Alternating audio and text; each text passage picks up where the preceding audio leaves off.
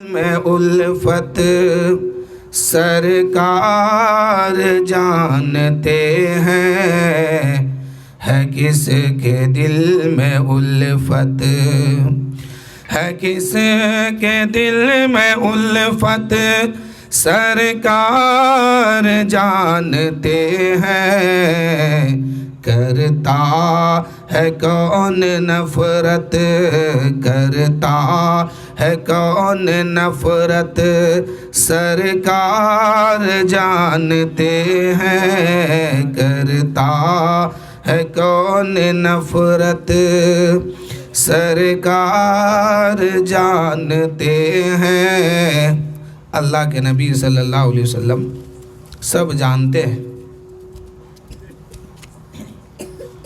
اور اللہ تعالیٰ نے اپنے حبیب صلی اللہ علیہ وسلم کو جب بنایا، بنانے کے بعد دنیا میں بھیجا، تو اس وقت میرے نبی صلی اللہ علیہ وسلم اللہ کی بارگاہ میں عرض کیے کہ پاک پروردگار، لگتا ہے کہ تو مجھے عنقریب ایک قوم کا رہبر بنا کر کے بھیجے گا۔ اے میرے پاک پروردگار، جس قوم کا تو رہبر بنا کر کے مجھے بھیجے گا وہ انسان ہے، بشری تقاضت، ان سے غلطی سجود ہو سکتی ہے، ان سے غلطی ہوگی، خطا ہوگی۔ مولا آج ہی میں اپنی امت کی مغفرت کی دعا تیری بارگاہ میں کر رہا ہوں۔ تو میرا نبی امتی کو کب خیال کیے؟ جب کچھ نہیں تھا، صرف اللہ اور اللہ کے محبوب تھے۔ اللہ تعالیٰ نے ساری کائنات سے پہلے، ہر چیز سے پہلے، تھوڑا سا آواز ساؤنڈ کم کرا، ہر چیز سے پہلے اللہ نے اپنے حبیب کو بنایا۔ جب کچھ نہیں تھا، صرف خدا کی ذات تھی، اور خدا نے فرمایا کہ جب میں نے چاہا کہ اپنے حبیب صلی اللہ علیہ وسلم کو دنیا میں بھیجوں تو سب سے پہلے میں نے کیا کیا کہ اپنے حبیب کے نور کو بنایا۔ تو نور کو جب بنایا گیا تو نبوت اسی وقت دی گئی۔ جو لوگ کہتے ہیں کہ 40 سال کے بعد نبی بنے، تو یہ لوگ غلط راستے پر ہیں۔ ابھی کچھ دنیا میں نہیں بنی، نہ زمین، نہ آسمان، نہ سورج، نہ چاند۔ خدا کہتا ہے کہ میں اپنے ربوبیت کو ظاہر کرنا چاہا، میں نے چاہا کہ لوگ مجھے خدا کہے، لوگ مجھے رحمان کہے، رحیم کہے، مالک کہے، پروردگار کہے، اپنا خالق سمجھے، اپنا مالک سمجھے، اپنا سب کچھ مجھے سمجھے۔ تو اللہ نے کیا کیا؟ فَخُلِقْتَ محمد، سب سے پہلے میرے نبی کے نور کو بنایا۔ اب یہاں پر ایک سوال ہو سکتا ہے کہ جب کچھ نہیں تھا تو بنایا کیسے؟ آدم علیہ السلام کو بنایا گیا تو سب کچھ موجود تھا، زمین بھی موجود تھی، آسمان بھی موجود تھا، فرشتے بھی تھے، نور بھی تھے، اور روحیں بھی موجود تھی۔ اس وقت جب نبی کو، میرے آقا صلی اللہ علیہ وسلم کو بنایا گیا تو روحیں بھی موجود نہیں تھی۔ تو اللہ نے آدم کو بنایا تو زمین سے مٹی اٹھوایا، آسمان سے پانی لی، بادل کا ٹکڑا لیا، نور محمدی کو اس میں ملایا، روحوں کو ڈالا، آدم بن کے تیار ہو گئے۔ لیکن اپنے حبیب کو جب بنایا تو روح بھی نہیں ہے کہ روح کو سامنے رکھ کے نام دے دیا جائے، زمین بھی نہیں ہے کہ مٹی اٹھا کے بنا دیا جائے، آسمان بھی نہیں ہے کہ کوئی بادل کا ٹکڑا لے لی جائے، ہوا بھی نہیں ہے، سورج بھی نہیں، چاند بھی نہیں۔ خدا کہتا ہے کہ کچھ نہیں تھا تب میں نے بنایا۔ اللہ کہتا ہے کہ جب میں نے چاہا کہ لوگ مجھے مانے، لوگ مجھے جانے، لوگ مجھے سمجھے کہ میں اس کا خالق ہوں، اس کا مالک ہوں، تو خدا نے کیا کیا؟ فَخُلِقْتَ محمد، اللہ کہتا ہے کہ میں نے اپنے نور سے ایک نور نکالا اور اس کو سامنے رکھا، اس کا نام محمد رکھ دیا۔ تو یہ اللہ کے نور سے نور محمدی ہے۔ سب سے پہلے کائنات میں وجود میں کون آیا؟ اللہ نے اپنے حبیب کو بنایا، اور جب بنایا تو میرے نبی نے 2 رکعت نفل نماز ادا کی۔ تو وہ بھی نماز اتنی آسانی سے نہیں ہے. 70,000 سال تک قوما میں تھے, سجدہ میں تھے, رکوع میں تھے, جلسہ میں تھے, ایک ایک رکعت میں 70,000 سال. یعنی اللہ کے نبی صلی اللہ علیہ وسلم جب نماز شروع کی تو نیت جب باندھنے لگے نا, ہم لوگ جس کو نیت بولتے ہیں, تو ہم لوگ کی نیت تو 2 سے 10 سیکنڈ 20 سیکنڈ میں نیت باندھ کے کھڑے ہو جاتے ہیں, لیکن اللہ کے نبی اس وقت 70 سال لگا دیے نیت باندھنے میں. 70 سال نیت باندھنے میں لگا. پھر جو ہم لوگ ثنا پڑھتے ہیں, الحمد شریف پڑھتے ہیں, قرات کرتے ہیں, اللہ کے نبی فرماتے کہ میں نے 70 سال قرات کی رب کی بارگاہ میں. پھر رکوع میں گئے میرے نبی تو 70 سال گزر گیا. پھر سجدے, رکوع سے اٹھے تو 70 سال, پھر سجدے میں گئے تو 70 سال, پھر سجدے سے اٹھے تو 70 سال, پھر دوسرے سجدے میں گئے تو 70 سال. اسی طرح کر کے ایک رکعت نماز پوری ہوئی. پھر دوسری رکعت بھی اسی طرح ادا کیے. جب میرے نبی سلام پھیرا تو اللہ تعالیٰ نے ارشاد فرمایا, اے محبوب تم نے عبادت کا حق ادا کر دیا, آج جو تو کہے گا وہی مانا جائے گا. تو اللہ کے نبی نے کیا فرمایا کہ پاک پروردگار, مجھے معلوم ہوتا ہے کہ ان قریب تو مجھے ایک قوم کا رہنما اور رہبر بنا کے بھیجے گا. مولا و بشریت تقاضت وہ انسان ہے, اس سے غلطی ہوگی, خطا ہوگی, لغزشیں ہوگی. مولا اس امت کے لیے جس امت کا رہبر تو مجھے بنا کے بھیجے گا, اس امت کے خطا اور مغفرت کی دعا آج میں تیری بارگاہ میں کر رہا ہوں کہ میری امت کو بخش دیا جائے. تو نبی کو نبوت کہاں دیا گیا؟ وہیں پر دیا گیا. 40 سال کے بعد اعلان کیے ہیں. اس کو یہ نہیں کہا جائے گا کہ 40 سال کے بعد دیا گیا, نہیں. اس میں بھی بہت بڑی حکمت ہے. اللہ نے 40 سال کے بعد نہیں, جس وقت بنایا کچھ نہیں بنایا تھا, صرف اپنے حبیب کے نور کو بنایا, وہیں پر نبوت دی اور نبی نے فرمایا میری امت کو بخش دے. اور 40 سال کے بعد جو اعلان ہوتا ہے تو یہ 40 سال کے بعد اعلان کیا گیا اسی لیے کہ اے محبوب, اللہ نے کہا کہ اے محبوب آپ دنیا میں گئے ہیں, اپنی نبوت کا اعلان ابھی مت کرنا. پہلے بڑے بڑے کفار و مشرکین کو آپ کی تعریف کرنا ہوگا, وہ کرے گا. جب وہ آپ کی تعریف کرے گا, ابو جہل کرے گا, ابو لہب کرے گا, عتبہ شیبہ بڑے بڑے مکار کفار کرے گا, اس کے بعد جب آپ نبوت کا اعلان کریں گے یہ لوگ انکار کرے گا تو خود ہی جھوٹا بن جائے گا.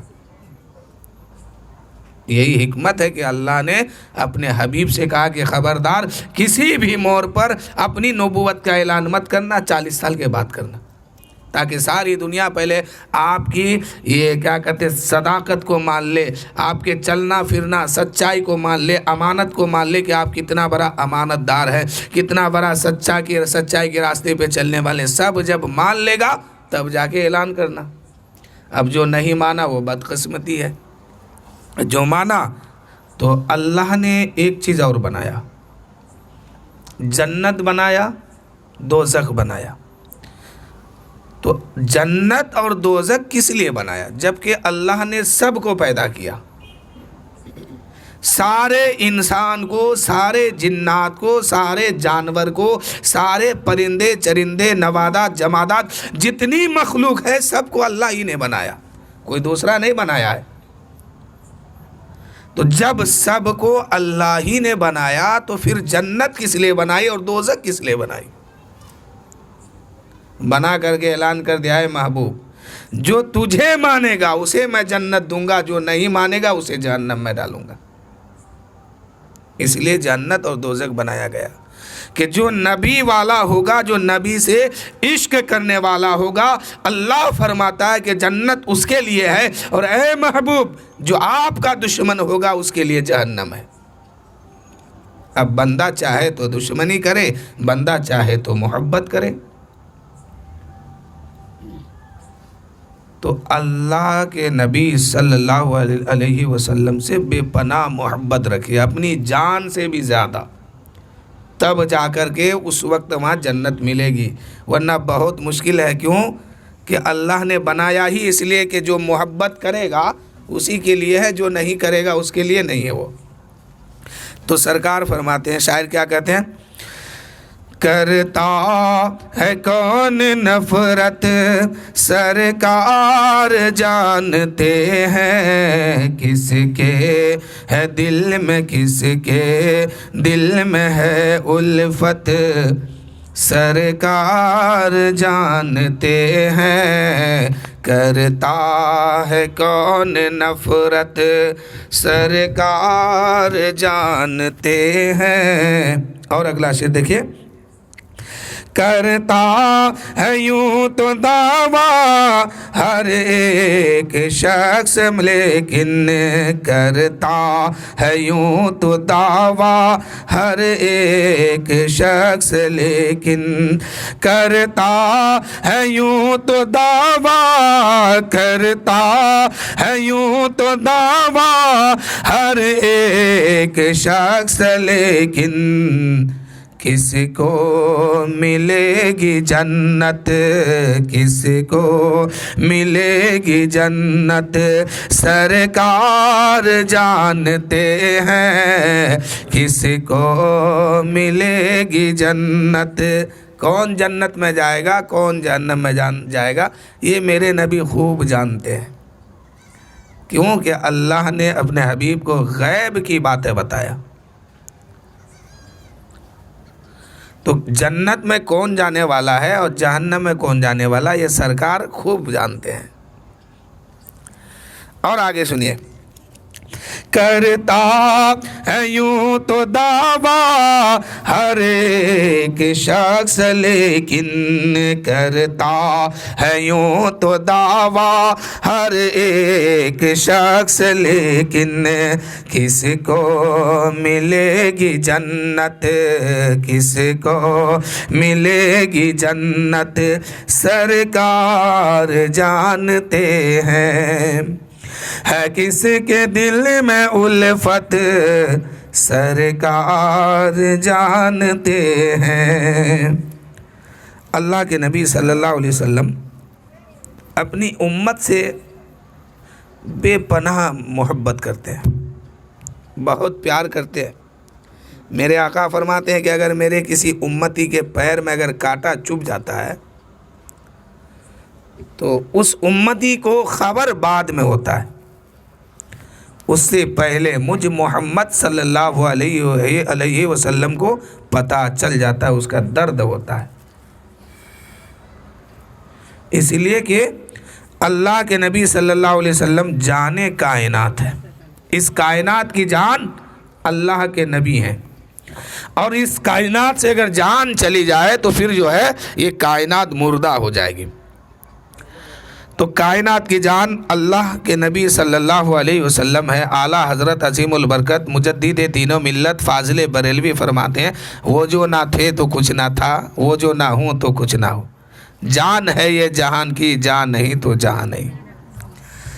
تو کرتا ہے کون نفرت کرتا ہے کون نفرت سرکار جانتے ہیں، کرتا ہے کون نفرت سرکار جانتے ہیں، کرتا ہے کون نفرت۔ اور اگلا شعر دیکھیے، احمد رضا کو نجدی تم کیا سمجھ سکے گا، احمد رضا کو نجدی تم کیا سمجھ سکے گا، کیسے ہے اعلیٰ حضرت کیسے ہے اعلیٰ حضرت سرکار جانتے ہیں، خواجہ پیا کو نجدی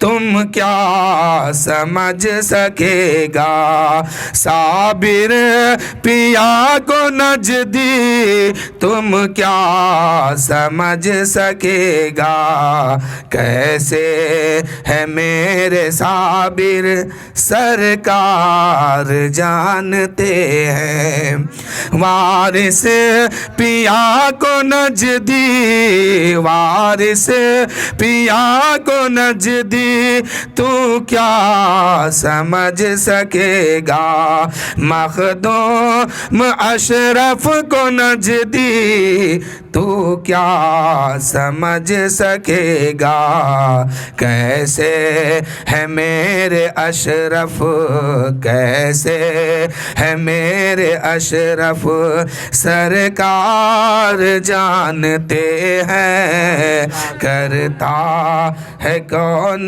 نفرت، سرکار جانتے ہیں کس کے ہے دل میں الفت، سرکار جانتے ہیں۔ مخدوم اشرف سے، مخدوم اشرف کو تم کیا سمجھ سکو گے، مخدوم اشرف کو تم کیا سمجھ سکو گے، کیسے ہے میرے اشرف، کیسے ہے میرے اشرف، سرکار جانتے ہیں۔ اور اگلا شعر دیکھیں، مشکل میں جب پکارا، مشکل میں جب پکارا، فوراً مدد کو آیا، مشکل میں جب پکارا، فوراً مدد کو آئے، کس حال میں ہے امت، کس حال میں ہے امت، سرکار جانتے ہیں کس حال میں ہے امت۔ مشکل میں جب پکارا، فوراً مدد کو آئے، کس حال میں ہے امت، سرکار جانتے ہیں ہے کس کے دل میں الفت، سرکار جانتے ہیں۔ آواز کم ہو گیا اس کا تھوڑا، کہاں گیا آواز والا؟ بجا والا ہے، تھوڑا آواز بڑھوائیے۔ کس حال میں ہے امت، سرکار جانتے ہیں۔ اب میرے آقا صلی اللہ تعالیٰ علیہ وسلم کی فضیلت دیکھیے، عظمت دیکھیے۔ سدرا پہ جا کے بولے اب میں نہ جا سکوں گا، سدرا پہ جا کے بولے اب میں نہ جا سکوں گا، جبریل کی حقیقت سرکار جانتے ہیں۔ یہ وہ واقعہ ہے معراج کی رات میں، جب میرے نبی صلی اللہ علیہ وسلم اپنے گھر سے چلے تو جب جبرائیل لینے کے لیے آئے کہ یا رسول اللہ، اللہ نے بلایا ہے، تو جو ہی گھر میں آئے نا تو کیا دیکھتے ہیں کہ دروازہ بند ہے اور آقا صلی اللہ علیہ وسلم آرام فرما رہے ہیں۔ جگائے تو کیسے جگائے، اندر جائے تو کیسے جائے؟ اللہ کی بارگاہ میں عرض کی، یا اللہ تیرا محبوب آرام کر رہے ہیں اور گھر کا دروازہ بند ہے۔ اللہ تعالیٰ نے فرمایا ہے فرشتہ جس گھر میں وہ سو رہے ہیں اسی گھر کے چھت کو توڑ کر کے اندر جاؤ۔ چھت پھٹ گیا، اندر گئے۔ اب کیا دیکھتے ہیں کہ میرے آقا صلی اللہ علیہ وسلم آرام فرما رہے ہیں، آنکھیں بند ہیں۔ ویسے نبی کی ذات کبھی سوتی نہیں ہے، کوئی بھی نبی سوتے نہیں ہے، آنکھیں سوتی ہے، دل ان کا بیدار ہمیشہ رہتا ہے۔ آنکھیں بند ہے، جبرائیل امتحان گاہ میں پہنچا ہے۔ اب کرے تو کیا کرے؟ اللہ کی بارگاہ میں پھر عرض کی، مولا حبیب تیرا سو رہے ہیں، اب ہم کیا کریں؟ اللہ نے فرمایا جبرائیل اپنے نورانی آنکھیں، نورانی لب میرے محبوب کے تلووں میں بوسا دے دو، اس ٹھنڈک ملے گی اور ٹھنڈک احساس ہوگی، میرے نبی جاگ جائیں گے۔ جبرائیل نے وہی کیا، اپنے نورانی چہرہ، نورانی لب جو ہے میرے نبی کے تلووں پہ ملا، میرے آقا کی آنکھ کھلی۔ اللہ کے حبیب فرماتے جبرائیل کیا بات ہے؟ میرے نبی فرماتے کیا بات ہے؟ جبرائیل نے کہا اللہ نے بلایا ہے، اب گئے جس روم میں آرام فرما رہے تھے کمرے میں، دروازہ کھلتا ہے، میرے نبی وضو یا غسل جو بھی کیے، وضو شاید زیادہ تر روایت میں بات ہے کہ وضو کیے، اس کے بعد سفر شروع ہو گئی۔ وہاں سے پہنچے تو راستے میں حضرت موسیٰ علیہ السلام کا قبر ملا۔ تو کیا دیکھتے ہیں کہ موسیٰ علیہ السلام اپنی قبر میں نماز ادا کر رہے ہیں۔ یہ میرے نبی کی حدیث ہے۔ کیا دیکھا کہ حضرت موسیٰ علیہ السلام اپنی قبر میں نماز ادا کر رہے ہیں۔ اب پہنچے کہاں؟ بیت المقدس۔ بیت المقدس جب پہنچے، اس مسجد میں جہاں میرے نبی کو امامت کرنا تھا، وہاں پہنچتے ہیں تو کیا دیکھتے ہیں کہ تمام نبی جو ہے وہاں پر تشریف فرما ہے۔ جب میرے نبی اپنے گھر سے چلے تھے معراج کی رات میں، تو کہیں کسی کو خبر نہیں دیا گیا تھا، کسی سے کہا نہیں گیا تھا، پہلے سے مشورہ نہیں ہوئی تھی کہ دو دن بعد ہم حج کرنے والے ہیں، تو آپ پہلے سے خبر دیتے گاؤں کو۔ لیکن میرے نبی معراج میں جا رہے ہیں، کسی کو خبر نہیں ہے، لیکن نبی جان گئے، تمام نبی کو معلوم ہو گیا۔ اب تمام نبی جو ہے مسجد اقصی، بیت المقدس پہنچے، یہ مسجد اقصی پہنچے۔ وہاں جا کر کے کیا دیکھتے ہیں؟ میرے نبی جب گئے تو تمام نبی جو ہے صف باندھ کے کھڑا ہے، اور جا کے کیا دیکھتے ہیں کہ جس موسیٰ کو اپنی قبر میں نماز ادا کرتے دیکھا، وہی موسیٰ یہاں صف میں بھی کھڑے ہیں۔ تو نبی جو ہوتے ان کو آنے جانے میں کوئی وقت نہیں لگتا۔ اب وہاں امامت میرے نبی صلی اللہ علیہ وسلم نے کی۔ اللہ کی بارگاہ میں دعا کیجئے کہ مولا اس امامت اور اس مقتدیوں کے صدقے میں ہماری مغفرت فرما، جس میں معصوم امام بھی ہے اور معصوم مقتدی بھی ہے، بے گناہ یہ بھی ہے، بے گناہ وہ بھی ہے، وہ بھی نبی ہے، یہ بھی نبی ہے، فرق اتنا ہے کہ وہ نبی ہے اور یہ نبیوں کا سردار ہے۔ میرے نبی نبیوں کا سردار ہے، رسولوں کا سردار ہے۔ امامت کی، نماز پڑھائے، اس کے بعد چلے، سفر شروع ہو گئی۔ چلتے چلتے آسمانوں کا سفر شروع ہوا، 1 2 3 4 5 6۔ سدرا پر پہنچے تو جبرائیل نے کہا یا رسول اللہ میری حد یہیں تک ہے، اس سے آگے میں نہیں بڑھ سکتا، اس سے آگے میں نہیں بڑھ سکتا، اس لیے کہ یہ میری حد ہے اور میں آپ کو روک کیسے سکتا ہوں؟ آپ میری طرح نہیں ہے، اور میں چل کیسے سکتا ہوں؟ آپ کی طرح میں نہیں ہوں۔ اس سے سبق حاصل کیجئے۔ کیا کہتے ہیں جبرائیل؟ وہ فرشتہ جو سید الملائکہ جن کو کہا جاتا ہے، فرشتوں کا سردار کہا جاتا ہے، جن کے پر میں اتنی طاقت ہے کہ اگر 2 پر کھول کر کے دنیا کو اب میں بچھا دے اور اس کو دبوچ دینا، تو یہ دنیا کینچی کی طرح جو کپڑا کاٹتا ہے نا کینچی، ایسے ہی دنیا ریزہ ریزہ ہو جائے گی، اتنی طاقت ہے جبرائیل کے پر میں۔ جبرائیل کے پر میں اتنی طاقت ہے کہ پوری دنیا کو ایک لمحہ میں وہ کینچی کے طرح کتر سکتے ہیں۔ لیکن سدرا پہ پہنچے ہیں تو کیا کہتے ہیں؟ یا رسول اللہ میری حد یہی ہے، اس سے ایک بال کے برابر بھی ہم آگے نہیں جا سکتے ہیں، اگر ایک بالوں پر آگے بڑھے تو میرے بالوں پر سب جل جائیں گے، ایک قدم نہیں جا سکتے ہیں۔ اور یا رسول اللہ ہم آپ کو کیسے روکیں؟ آپ میرے طرح نہیں ہے، اور میں کیسے چلوں؟ میں آپ کی طرح نہیں ہوں۔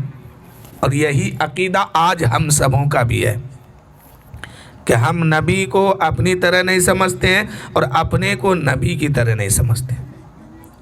جو عقیدہ جبرائیل نے اس وقت دیا تھا وہی عقیدہ آج بھی ہے، یعنی جبرائیل کا جو عقیدہ تھا وہی عقیدہ ہم سب کا بھی ہے۔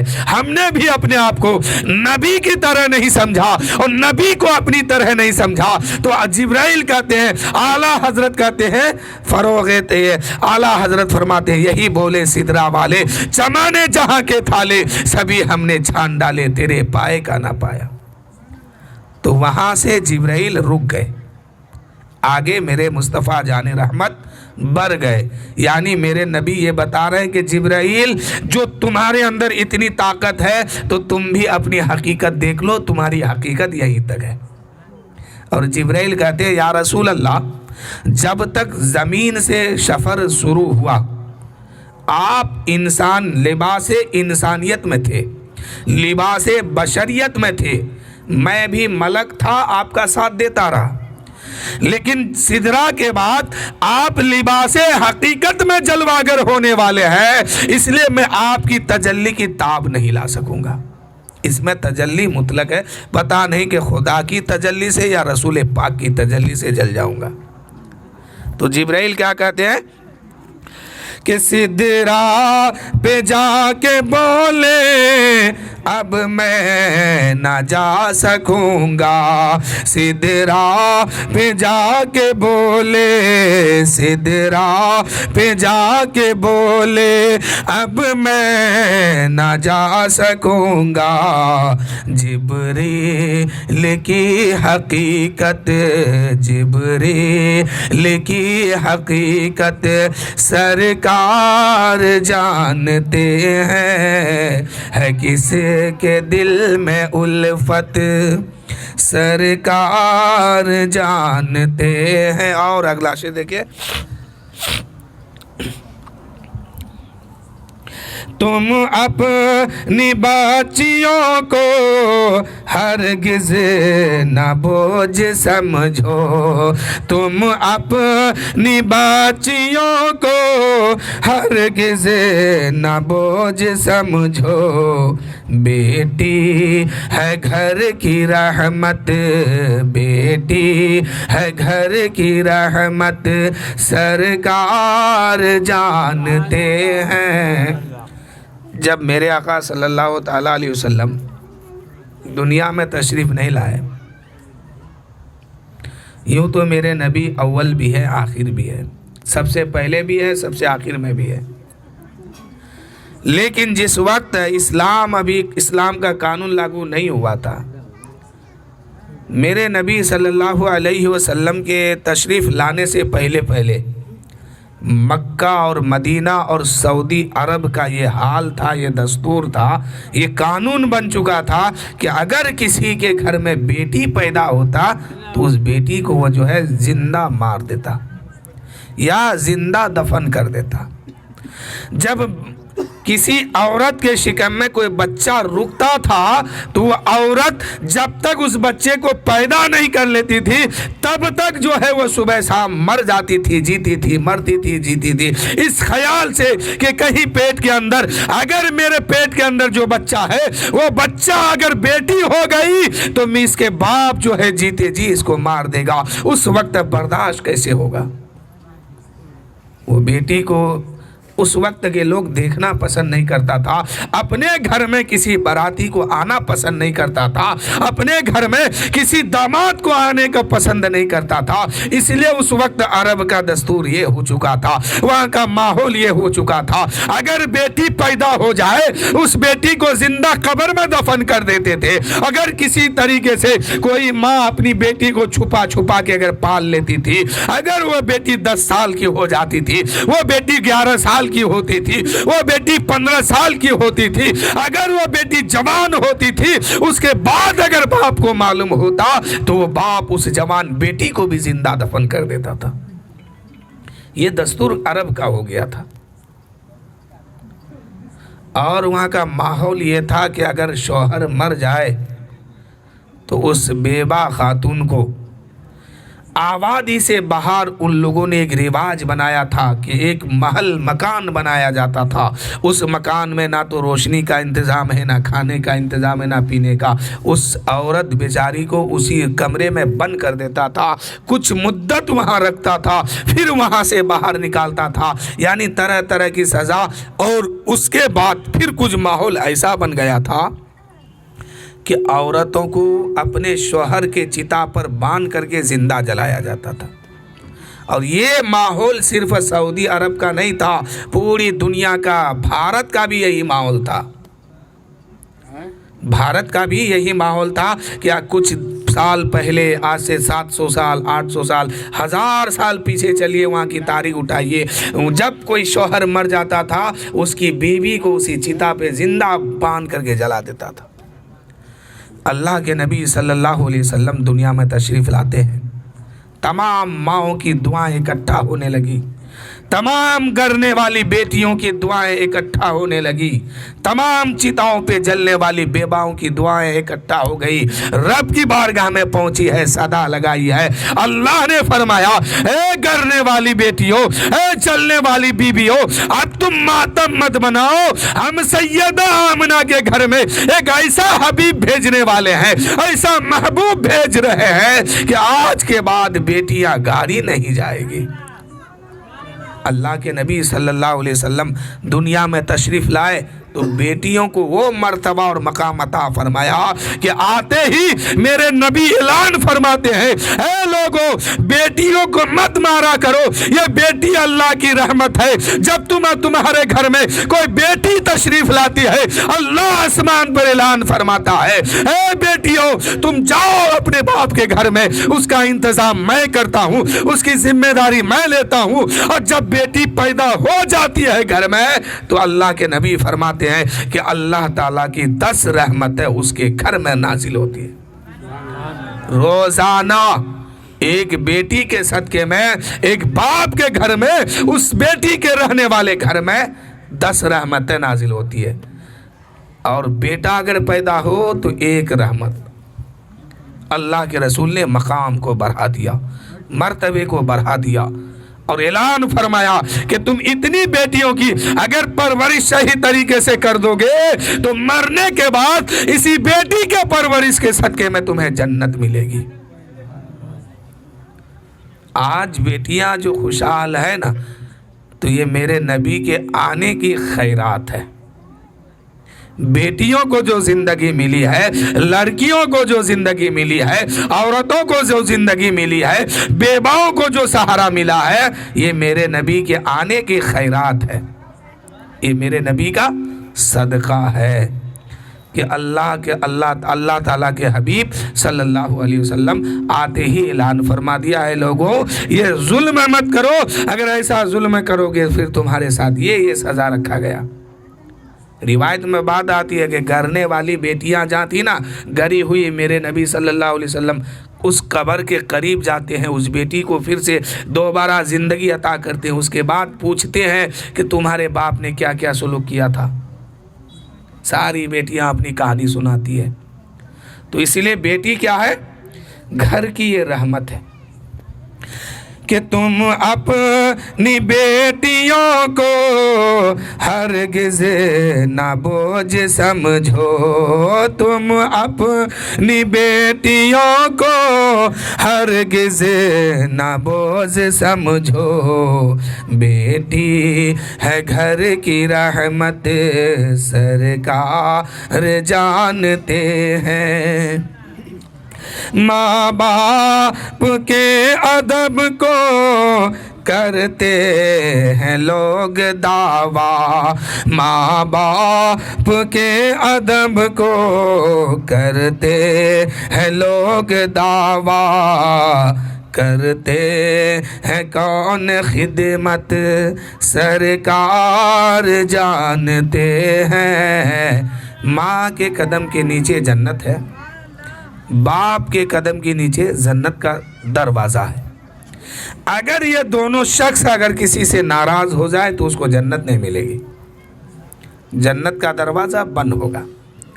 किसी शख्स ने एक बार पूछा था कि आपने तो कहा कि जन्नत माँ के कदम के नीचे है और बाप, वो सब लड़का बदमाशी कर रहा है, हटा दो वहाँ से, जाओ नीचे जाओ तुम लोग। इतना भी तमीज़ नहीं है कि कहाँ के बैठा है। दरूद शरीफ पढ़िए, अल्लाहुम्मा सल्ली अला सय्यदना शफीअना हबीबना मौलाना मुहम्मदिन मादिनिल जुदी वल करम बारिक व सल्लिम सल्लु अलैहि सलातु व सलाम अलैका या रसूलल्लाह सल्लल्लाहु तआला अलैहि वसल्लम। अल्लाह के नबी फरमाते हैं कि माँ के कदम के नीचे जन्नत है, बाप के कदम के नीचे जन्नत का दरवाज़ा है। अगर ये दोनों नाराज़ हो जाए तो फिर जन्नत मिलना बहुत मुश्किल है, चाहे अपने वक्त का वो कितना बड़ा नमाजी, हाजी, मुत्तकी, परहेज़गार क्यों ना हो। अल्लाह ताला ने कुरान में कई जगह बार बार माँ बाप की अज़मत को और अहमियत को समझाया कि मेरे बंदे, तुम्हारी माँ तुम्हारे लिए जन्नत है। अब वो माँ चाहे नमाज पढ़े या ना पढ़े, वो उसकी जिम्मेदारी अलग है। چاہے وہ جنتی ہو یا دوزخ میں وہ جائے، اس کی ذمہ داری ہے وہ. لیکن آپ بحیثیت بیٹا، آپ پر یہ فرض ہوتا ہے کہ ماں کی خدمت کیجیے، چاہے جس حال میں ہو. ہاں اگر کافرہ ہو گئی ہے تو پھر آپ پر ضروری نہیں ہے. شریعت کے اندر مسئلہ مسائل کے اندر ایک بات اور بھی آتی ہے کہ اگر ماں کافرہ ہے، باپ کافرہ ہے، تو اس کے لیے آپ مغفرت کی دعا بھی نہیں کر سکتے، اور اس کو نماز پڑھنا ایک الگ انداز میں ہوگا جس کا ماں باپ کافرہ ہو یا کافر ہو. دعائے قنوت اس کو نماز کے اندر نہیں پڑھنا ہوگا. جو پڑھتے ہیں نا اللہم اغفر لی، یہ نہیں پڑھنا ہوگا. کس کو؟ جس کے ماں، جس کا باپ ایمان میں نہ ہو، ایمان اس کے پاس نہ ہو، تو ایسے لوگوں کے بیٹا بیٹی کو نماز میں کچھ الگ انداز میں پڑھنا ہوگا. یہ مسئلہ ہے. کیوں؟ کافر کے لیے یا کفر والوں کے لیے آپ مغفرت کی دعا نہیں کر سکتے ہیں. باقی اور کوئی دعا ہو تو کر سکتے ہیں، برکت ہے یا اور کوئی چیز ہے، لیکن مغفرت کی دعا کفر کے لیے نہیں ہے. اس لیے اپنے اپنے مذہب پر ہر آدمی کو دھیان دینا چاہیے. جس کا جو مذہب ہے اس کو اس مذہب میں اپنے قانون میں چلے. تو میں بتا رہا تھا کہ ماں کی اہمیت اور باپ کا عظمت. آج جو ہمارے بچے معاشرے میں خرابیاں جو پیدا ہوتی ہے، بچے جو بگڑتے ہیں، اس کا اصل ذمہ دار اس کا ماں اور اس کا باپ ہے. کیونکہ بچہ ایک ایسی چیز ہے کہ اس کا جو ہے پہلا مدرسہ، پہلا مکتب، پہلا پڑھنے کی جگہ جو ہے اس کی ماں کی گود میں ہے. بڑے پیر دستگیر رضی اللہ تعالیٰ عنہ 11ویں والے سرکار جب دنیا میں تشریف لائے، 4 سال کی عمر ہوئی، ان کی ماں نے ان کی انگلی پکڑی اور لے کر کے مکتب میں پہنچی. کہا کہ میرے بیٹے کو رحمان کا نام سکھا دو، رحیم کا نام سکھا دو. اب مولانا نے پڑھانا شروع کیا، اعوذ باللہ من الشیطان الرجیم بسم اللہ الرحمن الرحیم. اب جب سورہ فاتحہ شروع ہوا تو اب زبان رک نہیں رہی ہے. استاذ حیرت میں ہے کہ اس عمر کے بچے کو الف با تا سا تک نہیں پڑھنے آتا ہے، اور اس نے سورہ فاتحہ بھی پڑھ دیا ہے، سورہ بقرہ بھی پڑھ دیا ہے، سورہ نساء بھی پڑھ دیا ہے، سورہ مائدہ بھی پڑھ دیا ہے. ایک پارہ پڑھتا ہے، دوسرا پارہ پڑھتے ہیں، تیسرا پارہ پڑھتے ہیں. استاذ کے عقل گم ہو چکے ہیں، ہوش اب اس کے اندر نہیں ہے. بے ہوشی کے عالم میں استاذ آ رہے ہیں کہ یہ انسان ہے کہ جنات ہے. آخر وجہ کیا ہے؟ کس وجہ ہے کہ اس عمر میں قرآن پاک کی تلاوت کرتے جاتے ہیں؟ ایک روایت میں بات آتی ہے کہ 14 پارہ کی تلاوت کیے ہیں، اور دوسری روایت میں بات آتی ہے کہ 18 پارہ قرآن پاک کی تلاوت کی ہے. یعنی قرآن شریف بند کر کے، آنکھیں بند کر کے پورے قرآن سنا رہے ہیں. 18 پارہ یا 14 پارہ تک 2 روایت ملتا ہے. تو میرے دوستو، استاذ نے کہا ہے عبد القادر اب اپنی زبان کو روک دو، یہیں سے رک جاؤ، آگے بڑھنے کی ضرورت نہیں ہے. اب مجھے بتاؤ، تم نے قرآن پاک کو کیسے یاد کیا ہے؟ اس سے پہلے تو کہاں پڑھتا تھا؟ اس سے پہلے کس مدرسے میں پڑھائی کرتا تھا؟ کس مولانا کے پاس پڑھتا تھا؟ بڑے پیر دستگیر غوث اعظم فرماتے ہیں، اے میرے استاذ محترم، اس سے پہلے جو میں پڑھتا تھا اس مکتب کا نام، اس مدرسے کا نام ماں کا پیٹ ہے. میں اپنی ماں کے پیٹ میں رہ کر کے 18 پارہ قرآن پاک کی تلاوت اور 18 پارہ قرآن پاک کو حفظ بھی کر لیا، یاد بھی کر لیا مکمل. تو یہ ماں باپ کی تربیت بہت ضروری ہے. اب استاذ نے کہا کہ کیسے آخری؟ تو غوث پاک نے فرمایا، میری ماں صبح سے لے کر کے فجر کی نماز کے بعد اتنا پارہ قرآن پاک کی روزانہ وہ تلاوت کرتی تھی، جس کی وجہ سے میں سن کر کے مجھے بھی یاد ہو گیا ہے. تو میرے دوستو، اس سے صاف بات ظاہر ہو گیا کہ اگر ماں کے شکم میں بچہ پل رہا ہو، ماں کے پیٹ میں اگر بچہ پل رہا ہو، اور وہ ماں فلم دیکھے، گانا سنے، ناز دیکھے، تو یقیناً اس کا بیٹا جو ہوگا تو کوئی دیندار نہیں ہوگا، شرافت کا پتلا نہیں ہوگا. جب بھی ہوگا تو پریشانی اس ماں باپ کو اس اولاد سے ہوگی. آج بچہ بگڑا، معاشرہ بگڑ رہا ہے، تو ایک ماں کی غلطی سب سے پہلے. اب بچہ 2 ماہ کا ہے، 3 ماہ کا ہے، ماں ٹی وی کھول کے بیٹھی ہے، روزانہ اس ٹی وی کو دیکھا کرتی ہے۔ اب بچہ جب بولنے لگتا ہے تو ماں کہتی ہے بیٹا بتا وہ کون ہے، وہ کون ہے، وہ کون ہے۔ اب اس کے نام سکھانا شروع کرتے ہیں تو آگے چل کے وہ بیٹا نچنیا ہوگا، نمازی کبھی نہیں ہوگا۔ جب بھی ہوگا شرابی ہوگا، وہ جواری ہوگا وہ، لیکن مسجد کا وہ نمازی نہیں ہوگا، ماں باپ کا ادب کرنے والا نہیں ہوگا۔ کہا ہے کہ شروعات میں وہ تربیت اس کا خراب ہو گیا، ذہن دماغ سب کچھ اس کا بدل چکا ہے۔ تو اس لیے اگر بچہ نادان ہو، بچہ گود میں ہو تو اسے اللہ کا نام سکھاؤ، رسول پاک کا نام سکھاؤ، اس لیے کہ وہ بچہ ہے۔ اب 10 دن اس کو اللہ کا نام سکھائیں گے، 10 دن اس کو کلمہ شریف سکھائیں گے، 10 دن اس کو نبی کا نام سکھائیں گے، اور 10 دن اس کو درود پاک پڑھنا سکھائیں گے۔ تو میرے دوستو وہی بچہ جب بڑا ہوگا اس کے زبان پر فحش کلام گالی گلوچ نہیں ہوگا، وہی جو بچپن میں اس کو سکھایا گیا وہی پڑھے گا۔ تو تربیت کہاں پر ہے؟ کسی مدرسے میں نہیں ہے، کسی اسکول کالج میں نہیں ہے۔ اگر بچے کو سدھارنا ہے تو ماں کو خود سدھرنا ہوگا۔ ماں سدھر جائے گی، معاشرہ بھی سدھرے گا، بیٹا بھی سدھرے گا، بیٹی بھی سدھرے گی، اور دین پر چلنے والا بھی ہوگا۔ آج دیکھتے ہیں نا کہ بچہ بڑے ہو کر کے نہ نماز پڑھتا ہے نہ روزہ رکھتا ہے، یعنی اس کو مرنے کا کوئی خیال نہیں ہے کہ ہم قبر میں جائیں گے تو کیا حال ہوگا، کچھ اس کو خبر نہیں ہے۔ کہا ہے کہ آپ نے اس کا وہ ویسا سکھایا ہی نہیں۔ اگر بچپن میں سکھا دیتے کہ نماز پڑھو نماز پڑھو، میرے نبی کی حدیث ہے کہ 7 سال کی عمر میں پہنچے بچہ اس کو نماز کی تلقین کرو، سکھاؤ، زبردستی یاد کراؤ کہ فلاں ٹائم کی نماز اس طرح پڑھنا ہے، فجر کی اس طرح پڑھنا ہے، عصر کی اس طرح پڑھنا ہے، مغرب کی اس طرح پڑھنا ہے۔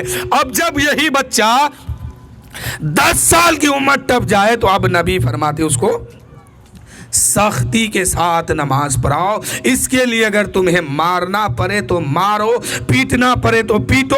اگر اس وقت تم نے اس کو سکھا دیا اور سنبھال لیا تو یہ بچہ جب جوانی پہ قدم رکھے گا تو ہر کچھ تو اس سے ہو سکتا لیکن نماز نہیں چھوٹ سکتی اس سے۔ تو یہ تربیت 10 سال سے پہلے ہی کر لینا ہے۔ آج مسجد میں جائیے، کسی بھی مسجد میں، تو مسجد میں کون مل رہا ہے؟ سارے لوگ بوڑھا ہیں، جتنا بوڑھا ہے وہ مسجد میں پہنچا ہے۔ اسی لیے کہ اب اس کے کمر میں طاقت نہیں، ہاتھ میں طاقت نہیں، نظر میں طاقت نہیں، اب نہ یہ ٹھیک سے دیکھ سکتے ہیں نہ چل سکتے ہیں، اب یہ دنیا میں کوئی کام کا نہیں ہے تو اب مسجد پکڑ لیا۔ ہر مسجد میں یہی حال ہوتا ہے، اور جتنے جوان ہیں جتنے بچے ہیں وہ سب گھوم رہے ہیں، چاہے وہ کسی کا بیٹا ہو۔ شاعر کہتے ہیں کہ کر جوانی میں عبادت، بڑھاپا اچھی نہیں۔ بڑھاپے میں اب کچھ نہیں بچا تو اللہ اللہ کرنے لگا۔ چلو اللہ کا شکر ہے کہ اس عمر میں تو پہنچا اللہ کی بارگاہ میں، لیکن میرے دوستو جتنی نمازیں چھوٹ گئی اس کا حساب کون دے گا؟